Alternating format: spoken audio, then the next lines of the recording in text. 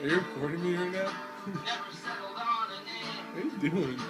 But the top three contenders, after weeks of debate, were Satan's fingers, and the killers, and the hospital bombers.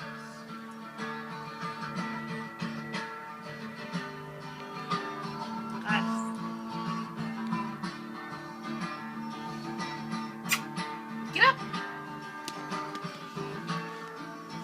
Jeff and Cyrus believed in their hearts they were headed for stage lights and Learjets, and fortune and fame. So in script that made prominent use of a pentagram, they circled their drumheads and guitars with their names.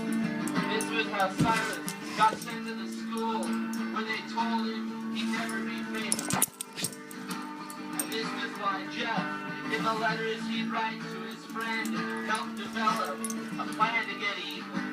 When you punish a person for dreaming his dream, don't expect him to thank or forgive you. The best ever death metal band out of Denver will in time both outpace and outlive you.